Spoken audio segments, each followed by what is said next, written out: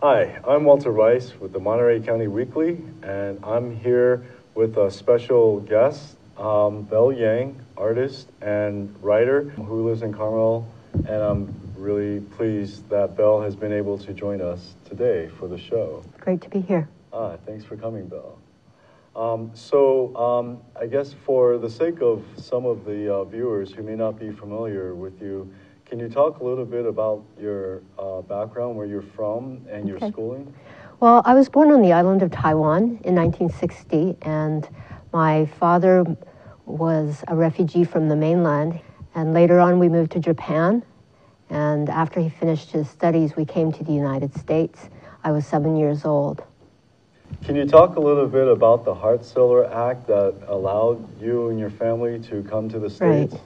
Well, that was enacted in 1965, partially due to Teddy Kennedy's will. In 1965, prior to that, only 105 Chinese were allowed to come into the United States. Before that, from 1882 to 1943, no Chinese were allowed. In 1965, Congress passed the Hart-Celler Act, which did away with discrimination in immigration law. So from the 105 quota, suddenly it rose to 20,000 for all countries outside of the Americas.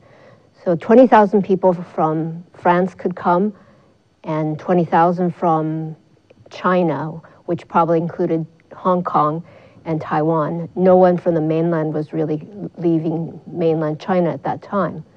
So that's 20,000 plus family members, immediate families. Okay. And when you and your family first came to the States, where did you first settle?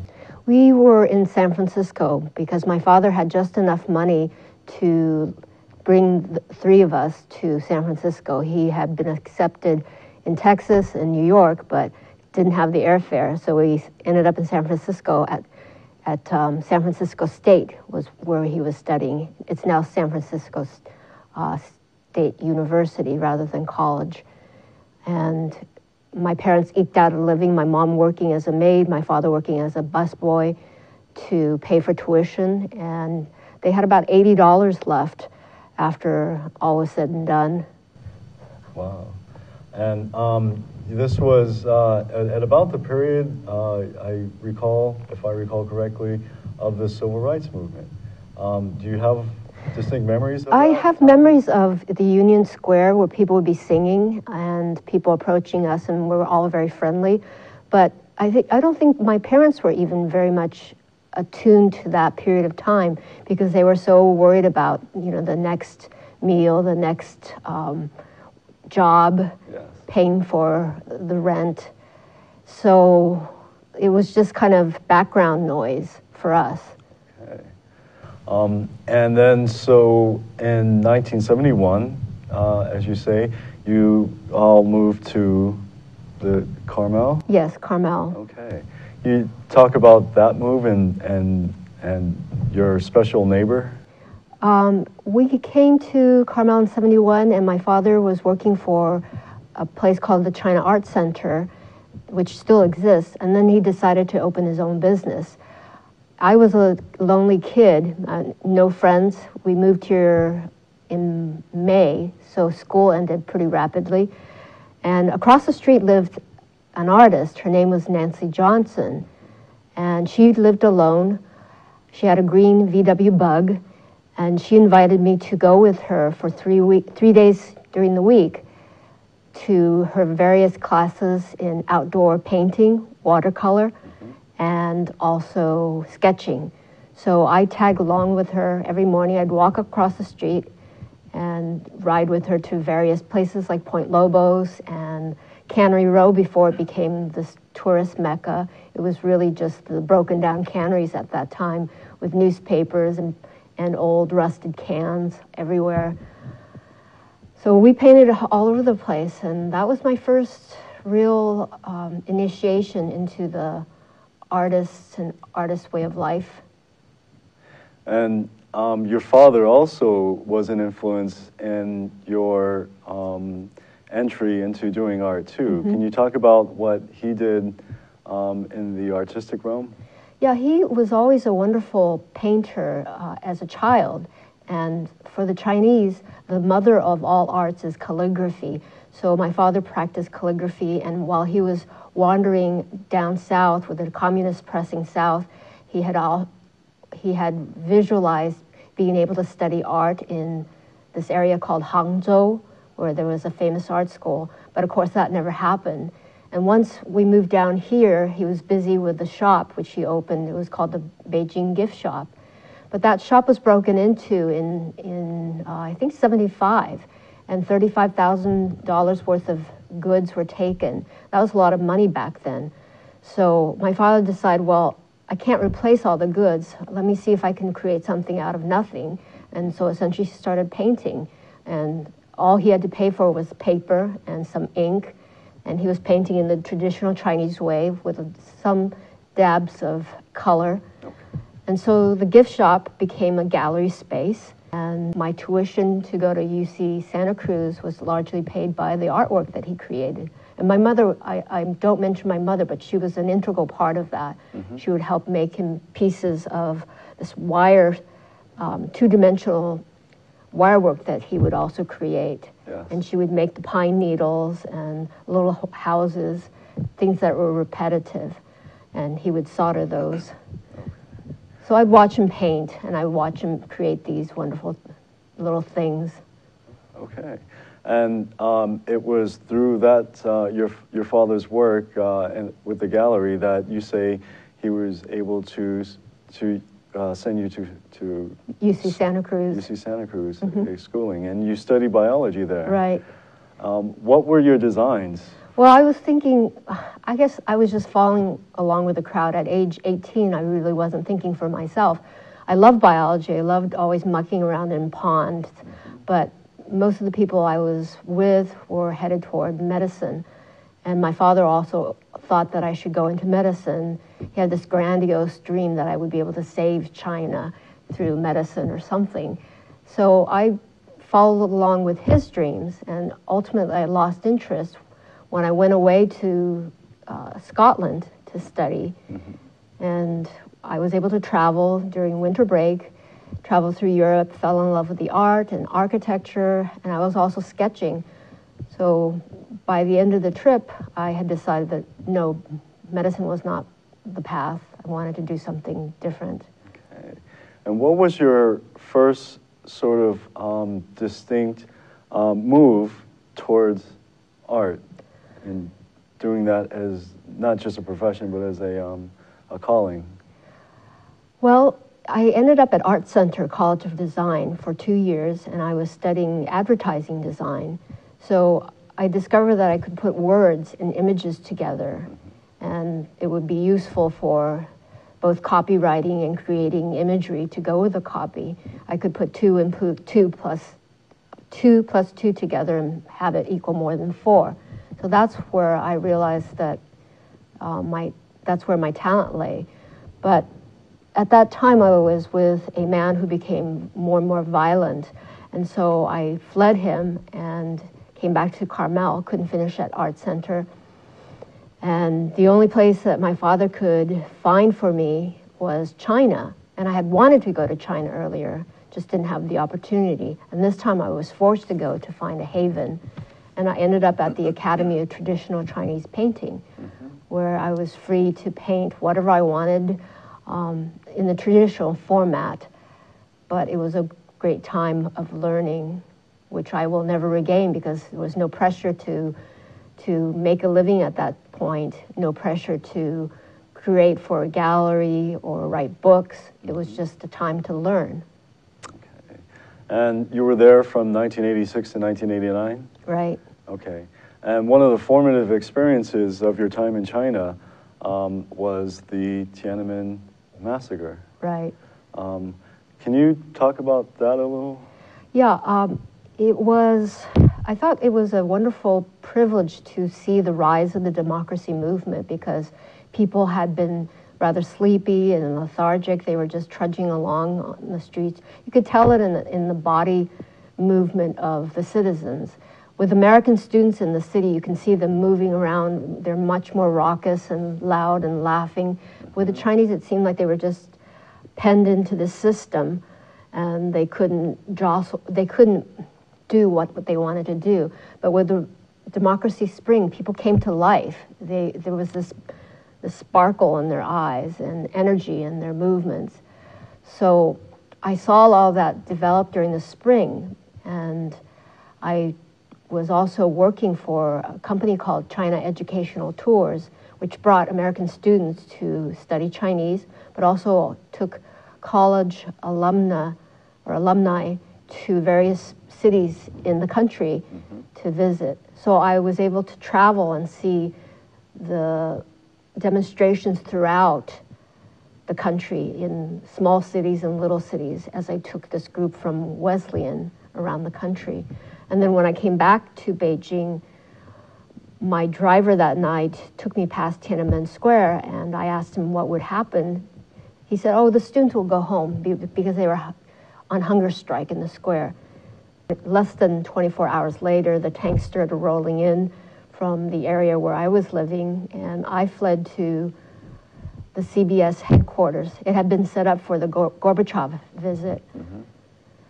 So footages started rolling in of death and destruction, and the next morning the whole cityscape was different. There were burnt out trucks everywhere, smoldering trucks, and I didn't see the dead bodies except on film, but there were dead bodies of soldiers and citizenry.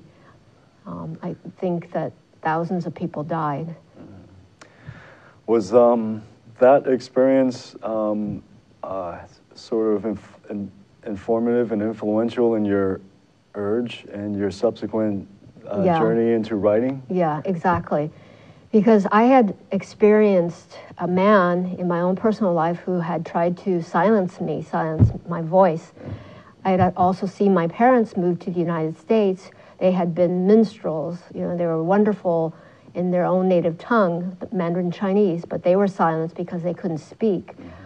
And then I saw the Chinese citizens silenced by a government which was venal and corrupt, and especially silenced after the Tiananmen massacre. So when I returned to the United States in late 1989, I was really focused on having my say so that I could tell stories for the people who didn't have their voices, including those who had died during the Tiananmen massacre, to speak for my grandparents and my great-grandfather who had their hard-earned estates taken away by communists, and to speak for my parents. So I felt a real urge, and it wasn't a burden in any sense at that point, to speak through books, through writing, through painting. Okay. And what was the first work that came out of this sort of accumulation of your urge to speak out and to use your art and newfound writing? It was Baba, and that means Papa in Chinese. And the subtitle is A Return to China Upon My Father's Shoulders. Because after a year at home, after my parents had graciously said, you can just stay still for a year, and in a year's time, you'll know exactly what you need to do. And this is exactly what had happened. About a year's time, a year later, my mom first started telling stories. And then my father took over the stories, and they were so urgent that I would sit up at night and just scribble them down after he had told them to me. And then I would do a painting to go with the vignette. And that's how the first book grew, just from this very small beginning. And my goal then was just to finish it, to put the last period into the manuscript, and I would call it a completed book. I had no idea that it would be difficult to publish. Publishing was difficult. The art world was difficult.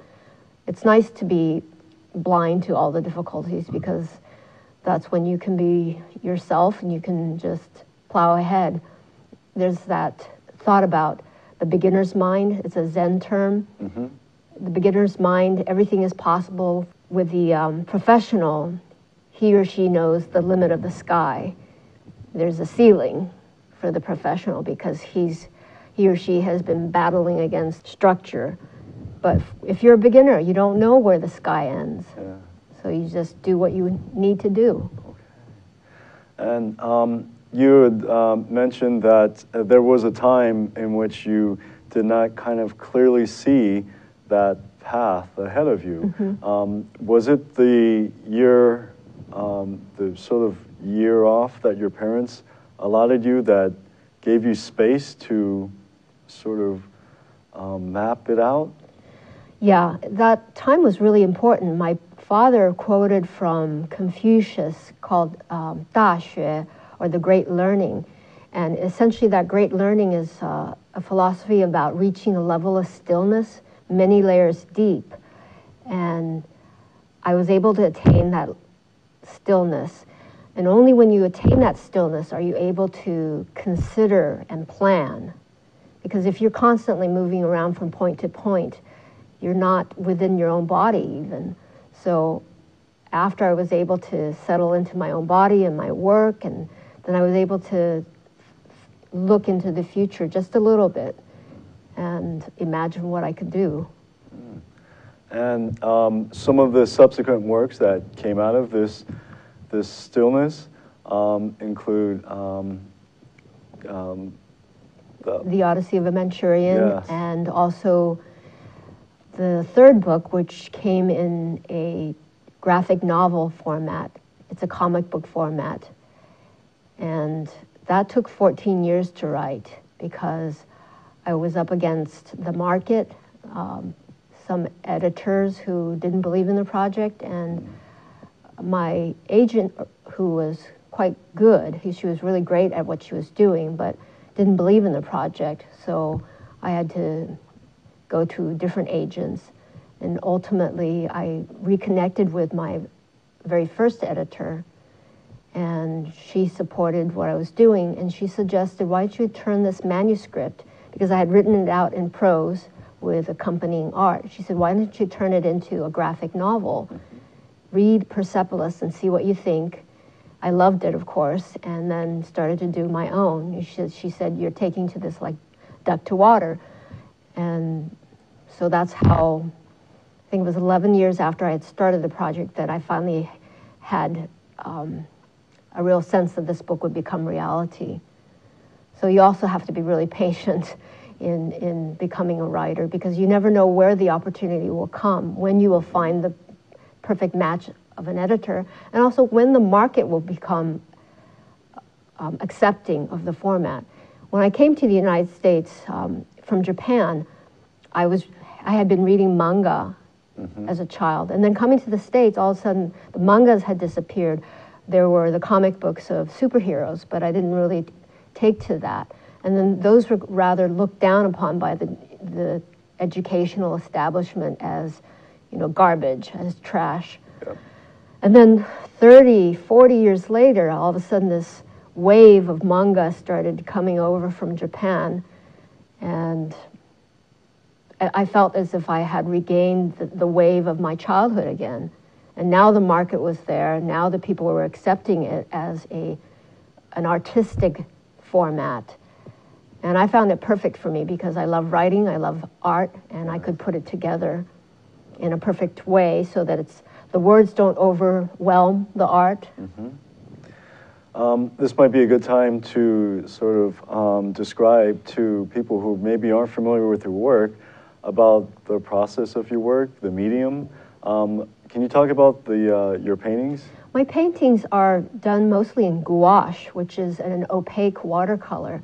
It can be painted over so that you don't see what's below, but even so, the color below will somehow affect the top layer in its resonance or density.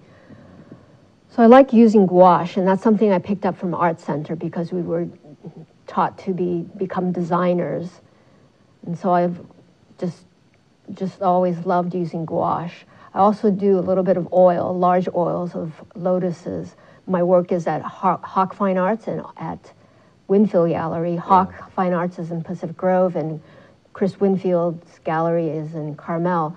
So Now, with the graphic novels, I use also black gouache and pigment markers, which are, as the name indicates, markers that are filled with black pigment.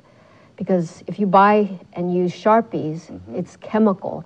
So if you draw with that in time, the Sharpie lines start to turn purple or blue. But with pigments, they don't change color because they're made from minerals. So those are my medium.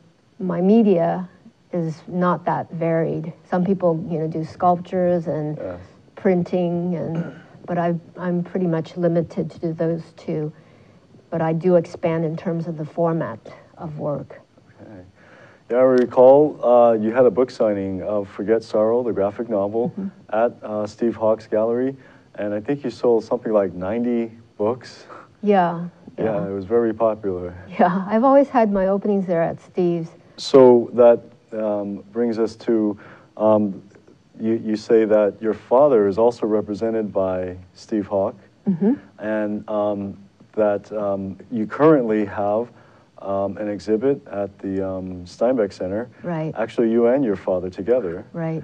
And so and you say this is the first time that both of you have shown your work together? Well, actually, we showed together at the Santa Cruz Museum of Art and History. That was 15, 16 years ago.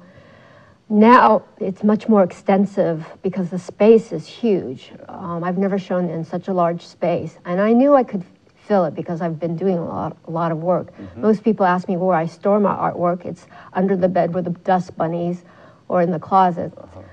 But we were able to fill it, and Deborah and Lila Staples, who is the head of the art department of Museum Studies Department, had the idea of comparing my father's work to mine because we've influenced one another. It's not just one way where my father influenced me through his traditional work. But it's what I love about that particular museum and the people's mission is to have a museum that's really engaging. It's not a snooty place where people go around with their, reading glasses and looking at things and comment. But it's a place where people can interact, and so children can go there and play with alphabet seeds and beads and make alphabet bracelets, because that's part of the story of Hannah Is My Name. They can put a pin to a big map of the world where their parents or grandparents or they themselves had immigrated from. And so also there's a big bulletin board where they can write their own stories and post that. So it's engaging for the adults to, read and look, but the children can play. And I've always felt that my work encompasses a broad spectrum, a wide audience, because the market really wants you to be in a very small niche. And for me, as a friend said, to be categorized is to die, because you're just, pigeonholed and you can't really move about. But we're all expansive people. We have different interests. Yeah. And so for me, I get to move around from kids' books to adult books. And so you have the adult paintings from China, you have the adult illustrations, which children also like, and you have the children's illustrations from the children's books themselves. So it really is about a life's work, and a retrospective. But that's such a highfalutin word. And my understanding is that it's going to be up through the end of the year. They extended it. It started in August, and it should be ending in late December or early January. Okay. It sounds like a really rich way to experience the large body of your work and your art. And I hope that people will go see it. Yeah, I just think that Deborah Silguero and Lila are just brilliant, and love working with them. Love Salinas. Excellent.